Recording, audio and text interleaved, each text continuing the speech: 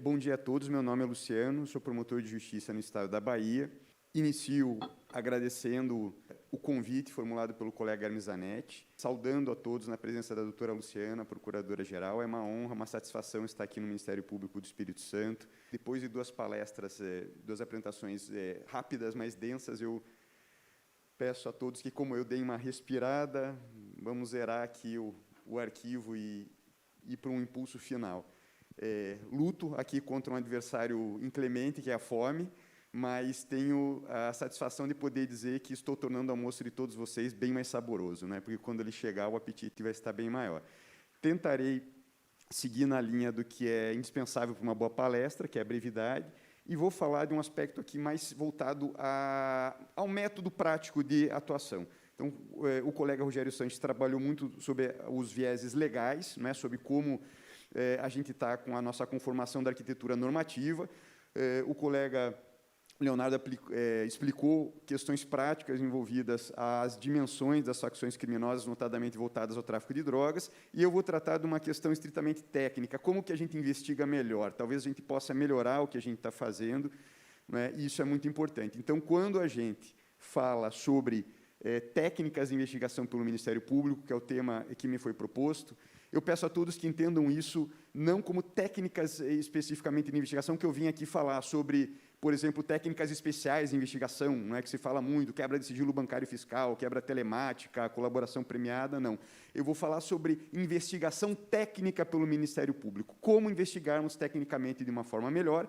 É uma proposta, não é? É uma sugestão de trabalho que eu aqui trago, e creio que é a preocupação que todos nós temos com relação à qualificação da nossa atividade investigatória. Como qualificá-la, como investigar cada vez melhor e evitar aquela situação da sentença de improcedência que às vezes vem e que nós recriminamos o Poder Judiciário, não é? Dizendo que o juiz não tem sensibilidade com as questões, por exemplo, da minha área de atuação, da área de defesa do patrimônio público, quando, na verdade, o problema não é com o juiz. Nós provamos mal ou não provamos nada e nós não podemos partir da premissa de que o juiz vai compartilhar das mesmas presunções que nós utilizamos para fazer a nossa acusação e sustentar nosso ponto de vista. Então, isso começa aqui já com uma referência que eu faço, não está muito legível aqui, mas esse é um cartoon interessante lá dos Estados Unidos, chamado The Miracle Cartoon,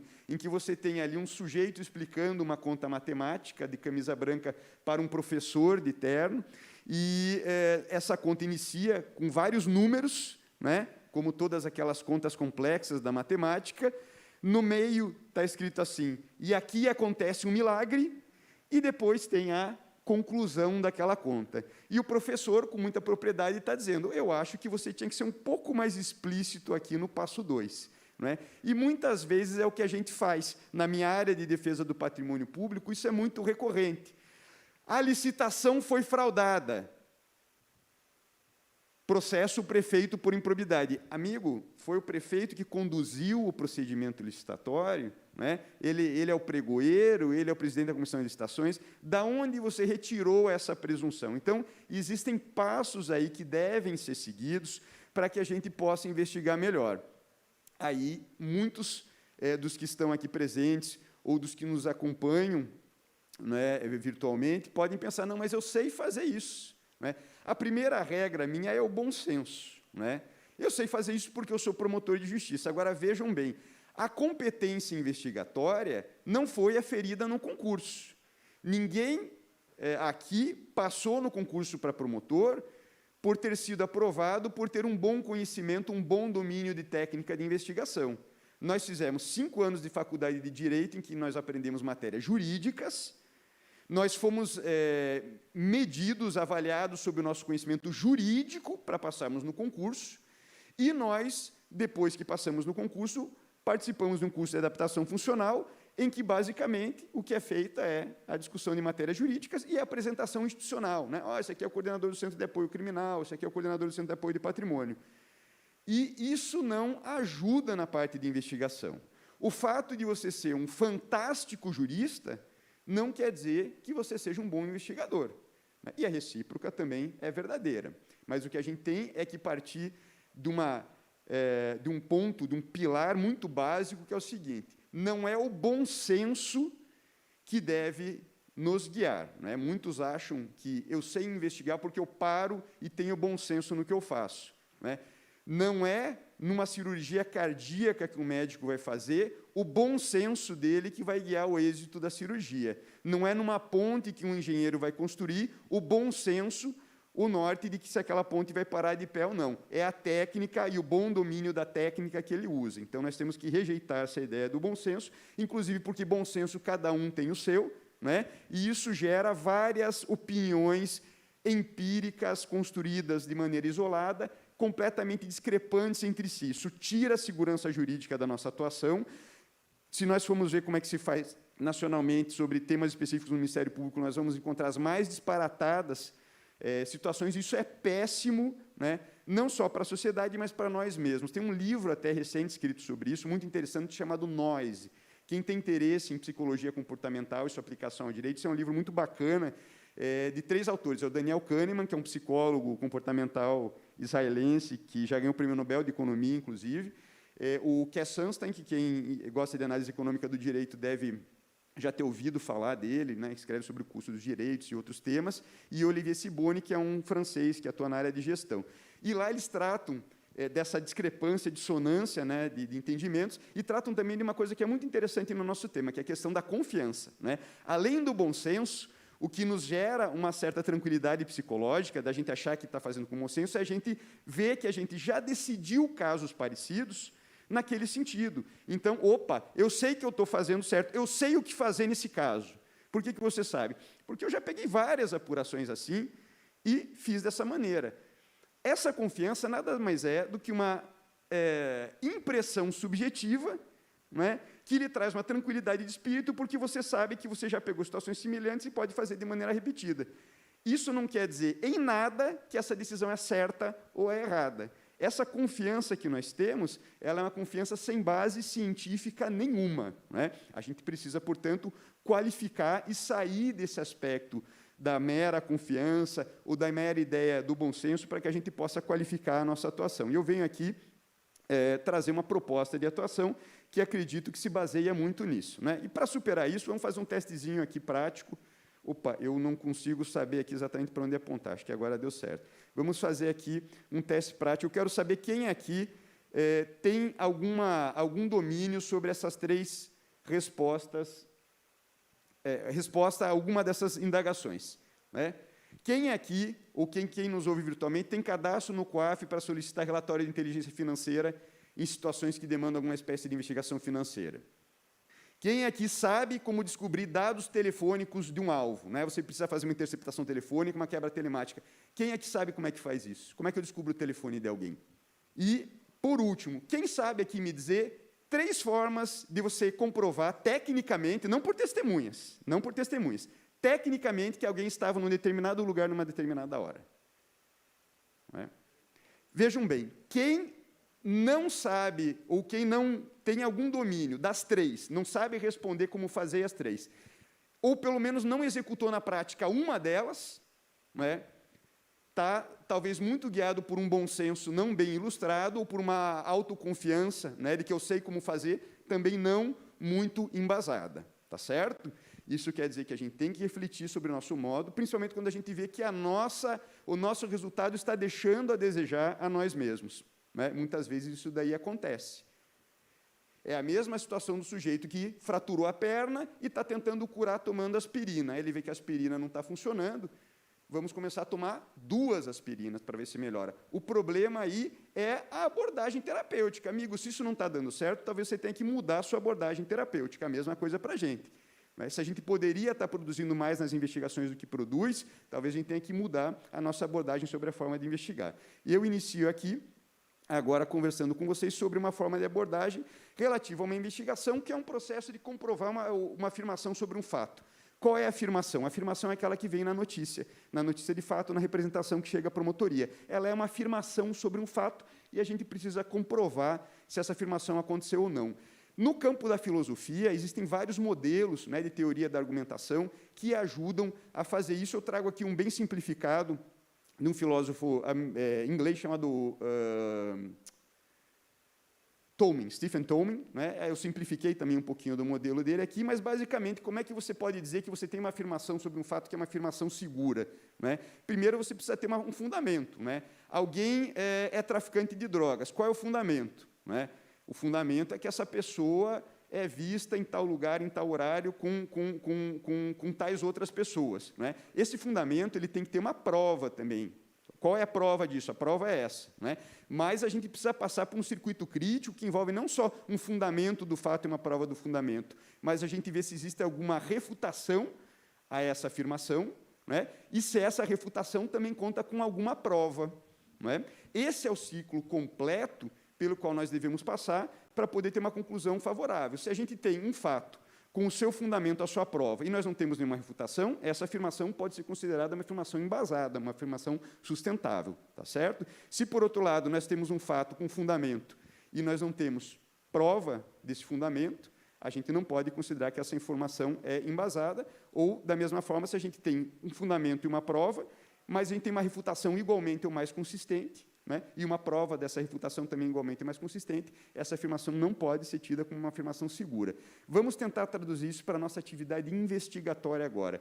Isso tem a ver com ciclo ou com método de investigação, que é um método analítico que certamente pode ser aplicado por todos nós, não é específico para quem atua na área de crime organizado, é uma forma, pessoal, da gente organizar o nosso pensamento, né, da gente fazer ali a nossa atividade investigatória de maneira bem mais simples, organizada, portanto, mais rápida e qualitativamente melhor. Como é que isso funciona para a gente? A gente não trabalha com uma afirmação sobre um fato, a gente trabalha com uma hipótese a ser confirmada, é uma hipótese investigatória. Da notícia de fato, né, preste atenção, a notícia de fato não é uma hipótese investigatória. A hipótese investigatória é o que eu vou construir em cima da notícia de fato, em cima da representação, em cima da afirmação que a parte me encaminha. Eu construo uma hipótese e eu tenho que buscar provas que confirmem ou não essa hipótese, tá certo? Então, não é uma afirmação sobre o fato, é uma hipótese investigatória e uma conclusão que eu busco obter no final.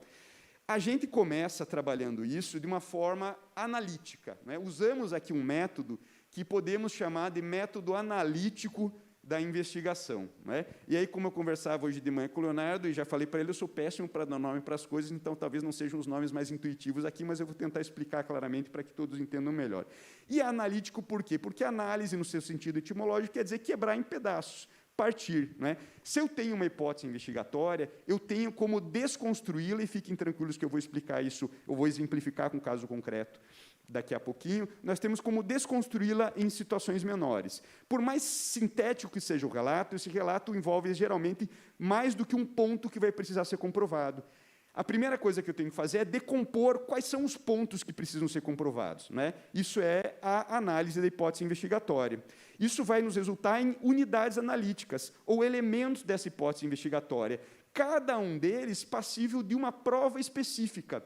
E todos precisam ser provados para que eu possa dizer que minha hipótese está confirmada. Então, a gente, dentro desse ciclo, vai ter a fragmentação da minha hipótese investigatória em unidades analíticas, a busca de prova de cada uma dessas unidades analíticas, não é? E, eventualmente, com a confirmação, a comprovação de todos esses aspectos, a gente, sim, pode dizer que essa conclusão é uma conclusão segura, que ela viabiliza o oferecimento de uma denúncia, né, que ela viabiliza o oferecimento de uma ação civil pública ou de uma ação de improbidade administrativa. Esse é o circuito abstrato. Se a gente for trazer isso para um caso concreto, vamos pegar aqui um exemplo muito simples, né, muito ligado também à minha área de atuação. O que a gente tem ali em verde é uma notícia de fato que chegou à Promotoria de Justiça por meio de uma comunicação espontânea do COAF. Né?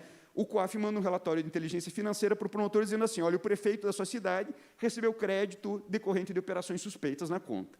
E é isso que o COAF vai dizer, até porque é só isso que ele tem que dizer. O COAF não investiga corrupção, não investiga improbidade administrativa. Ele trata de indicativos de lavagem de dinheiro. Ele identificou algo ali com um agente que é uma pessoa politicamente exposta e encaminhou para o promotor responsável, tome providências. Aí eu vou fazer o quê? Eu vou construir uma hipótese investigatória em cima disso.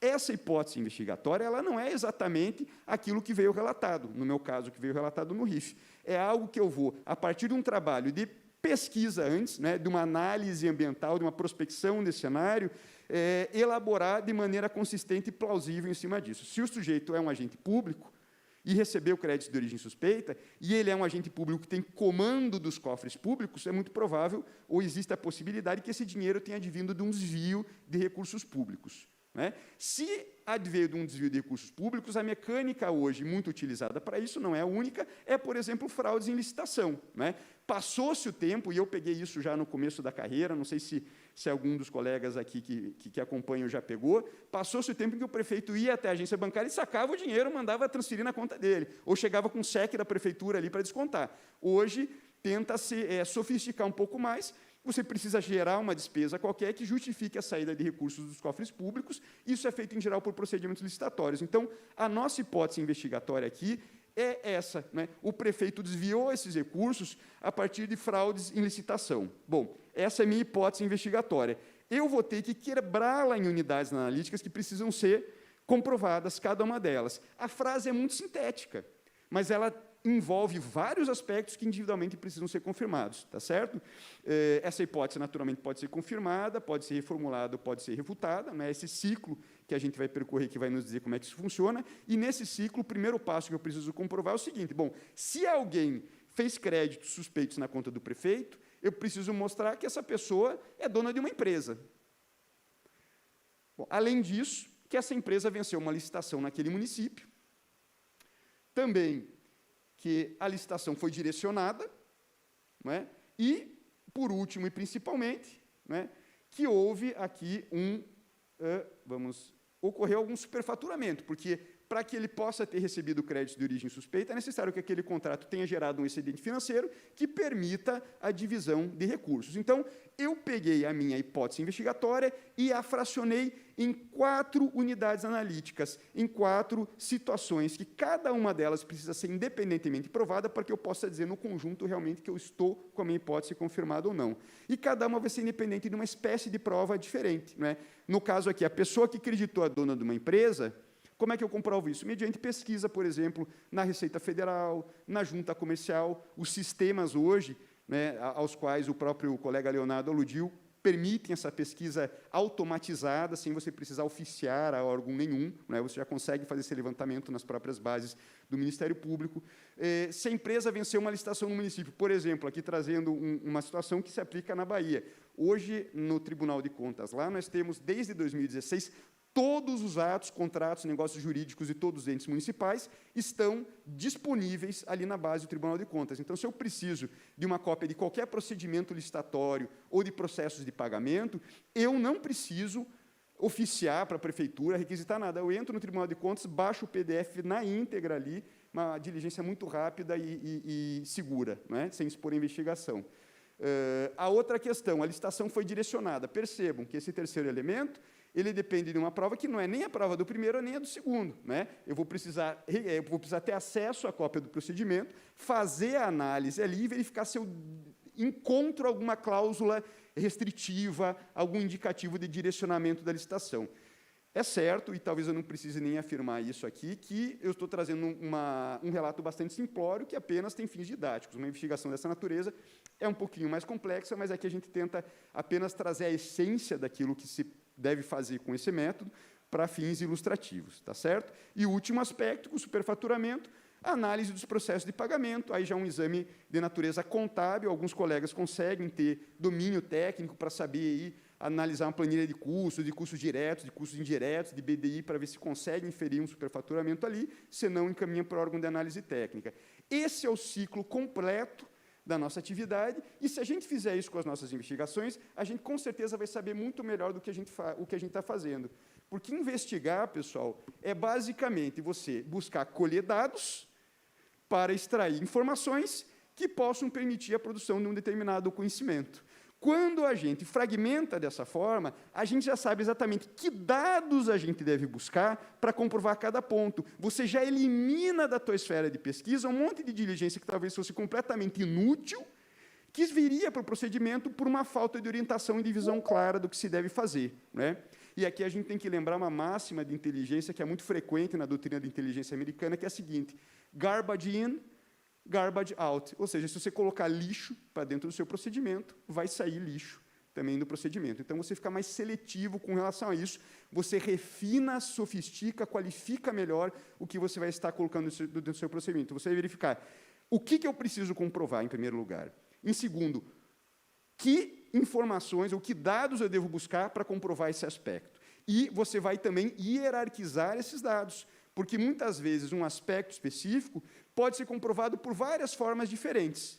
Aí a gente tem que verificar. Dessas várias formas, por exemplo, se, para eu obter a cópia de um procedimento licitatório, eu posso requisitar o procedimento licitatório para o ente público, ou eu posso extraí-lo do portal da transparência, qual delas eu devo fazer?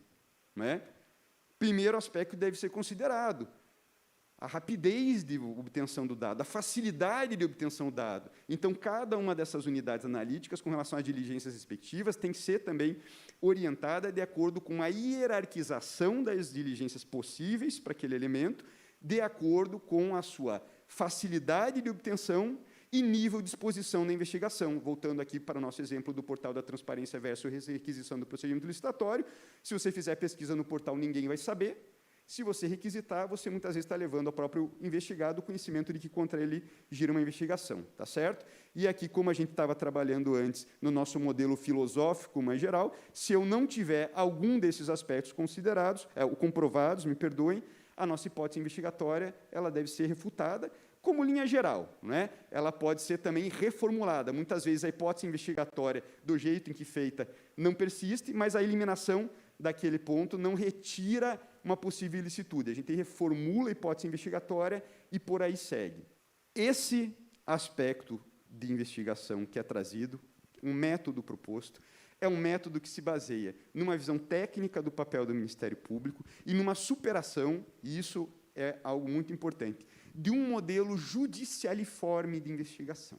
É isso que a nossa formação jurídica nos induz a fazer de maneira extremamente errada, a nos portarmos no procedimento investigatório como se nós fôssemos juízes de uma causa, né? A conduzirmos investigações de maneira cartorial, investigações ministeriais que se baseiam em testemunhas e requisição de documentos, né? E aqui, falado por Tiago, falado por Leonardo, nós temos hoje, no meio testemunhal, o último dos, apenas se de outra forma eu não conseguir aquele dado, né? Então, nós temos que superar, e por meio de uma atuação de natureza mais técnica, né, construímos o planejamento da investigação que aqui vem. Outra questão que tem que ser feita é a maneira de organizarmos a nossa investigação. Primeiro ponto do planejamento da investigação. Quando vocês estiverem analisando uma investigação complexa, façam análise do começo ao final, tá certo? Não comece a analisar e para despachar outro procedimento, aí volta, né? Aí faz mais uma hora, aí chegou mais coisa, despacha mais 3, aí volta. Essas questões exigem algum tempo. Investigações que têm um pouco mais de complexidade tiram tempo e tenta fazer a análise daquele momento, daquilo que se precisa analisar naquele momento, do começo ao final. Mantenha uma pasta em que você consiga salvar todas as informações que você acha que são relevantes para a tua investigação, mantenha um plano de investigação ali, que você vá alimentando paulatinamente. Eu vou ilustrar com vocês aqui uma planilha que eu uso. Busque fazer todas as representações gráficas que te ajudem a entender e a não esquecer. Não se iludam. Talvez muitos já tenham passado por essa experiência. Às vezes você tem insights fantásticos de uma investigação, se você não anota na hora, você vai esquecer depois.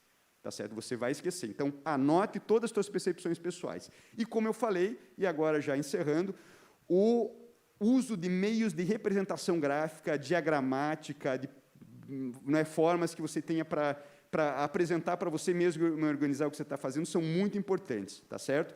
Eu uso, muitas vezes, o Xmind, né, mas a gente tem outros aí, tem Evernote, tem outras formas de você organizar esse conhecimento, né?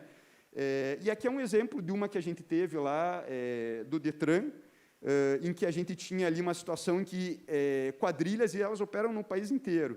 Não sei se os colegas de GAECO já pegaram por essa região também, de aluguel de carros. Os sujeitos chegam, locadoras de veículo em aeroporto, chegam na Localiza, na Unidas, na Movida, aluga o carro e pinota com o carro. Geralmente carro de melhor nível, né, carro bom, e some com o carro, e aí você faz ali aquele ciclo. Então, nesse caso, a Polícia Rodoviária Federal trouxe para a gente uma notícia que relatava alguns veículos, e a gente precisava fazer o ponto, né? Tal carro foi alugado em qual lugar, em qual dia, por qual pessoa, não é?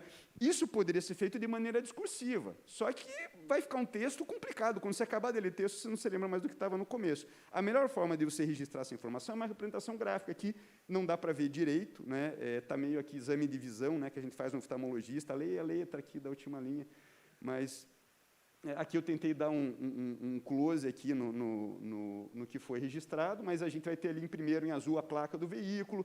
O primeiro quadrinho verde é a locadora em que isso foi feito. O segundo é a pessoa que logou, ali o sujeito, o criminoso que alugou, com o local. Né? Em vermelho são as transferências que foram feitas no DETRAN, de maneira ilícita, né, com a conivência de funcionários do DETRAN. Então, é uma forma de você representar graficamente.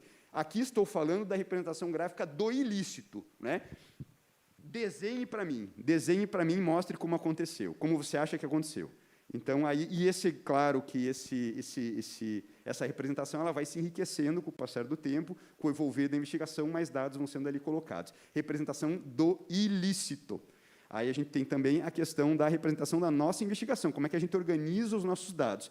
E aqui é uma planilhazinha muito simples, basicamente partindo do que a gente mencionou. Né? Como é que eu vou consignando ali os dados? Eu tenho aqui uma forma de manter essa organização ali, colocando a minha hipótese investigatória, prefeito enriqueceu ilicitamente fraudando licitação. Os elementos da hipótese investigatória, né?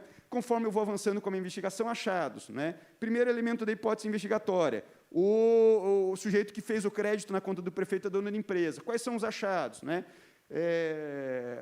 Segundo a extração da certidão da junta comercial do Estado, ele é proprietário da empresa X que tem contratos com o município, conforme folhas tal do procedimento. Né?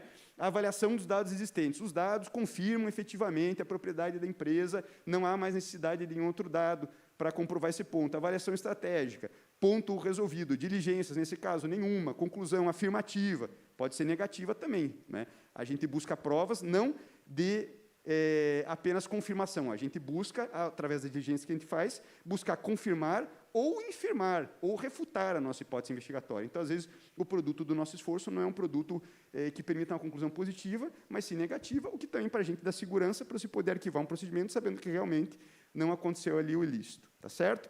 Essas duas formas de representação são muito importantes, como é que eu represento o ilícito e como é que eu represento o evolver da minha investigação. Tá certo? Falei aqui muito brevemente sobre uma proposta de método de investigar e uma forma de colocar isso no papel, de organizar isso no meu trabalho do dia a dia. É uma modesta tentativa de contribuição, talvez eu tenha falado aqui algo que é óbvio para muitos, né? Mas é algo com o que eu me preocupo muito desde que entrei no Ministério Público, e eu agradeço muito a possibilidade de poder trocar ideias sobre esse tema, né, com colegas aqui muito interessados. Finalizo a minha apresentação novamente agradecendo enormemente pelo convite para estar aqui no Ministério Público do Espírito Santo e me coloco à disposição dos colegas que eventualmente tenham interesse em tratar mais dessa questão que envolve método de investigação, né, planejamento da investigação, porque esse debate sempre é muito enriquecedor. Tá certo? Desejo um bom dia e um bom almoço a todos.